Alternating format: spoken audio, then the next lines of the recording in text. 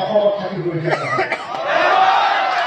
আৰু ঠিক তেনেকৈ যি ৭১ চনৰ পাছত থকা হিন্দু বাংলাদেশী তামিল বুলি কয় তাকো অসমত থাকিবলগীয়া নহয়।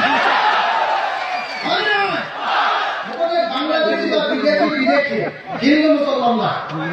৭১ চনৰ আগত থকা মানুহবিলাক থাকিব পাৰিব। ৭১ চনৰ পাছত যোনে নহওক লাগিলে গাঁতত সোমাই থাকিলেও উলিয়াই আনি বাংলাদেশলৈ ঘূৰাই পঠিওৱা হয়। হ'বনে নাই? মই আশা কৰিছো ইয়াৰ পাছত আৰু অন্তত নিউজলাইটে যাতে এইটো কথা নকয়। এইটো পুৰা মিছলীয়া চেনেল। মানে ইয়াৰ পৰা বস্তুবিলাকে লৈ যাব, তাৰপৰা এটা কাটিব, যিটো কথা ক'লে মোক গালি দিব পাৰি সেইটো কাটিব পাৰে, সেইটো লগাই দিব। তহঁতে অখিল গগৈ আজি মুছলমানক এনেকুৱা সমৰ্থন কৰিবি। মুছলমানক সমৰ্থন কৰি কি কৰিলে? মুছলমানে মোক পইচা দিছে নেকি? কোনোবা দিছে নেকি? মোক ভোট দিছে নেকি? মই ভোটতে নুঠো, অন্তত আজিলৈকেতো উঠা নাই। হয় নহয়? এতিয়া ইহঁতে কয় যে অখিল গগৈ মুছলমানৰ পক্ষ, ই মুছলমান বাংলাদেশীক ৰাখিব খোজে।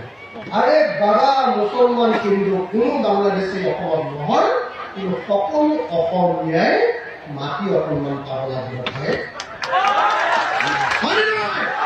লাগিবনে নাই? আমাৰ অধিকাৰ লাগিবনে নাই?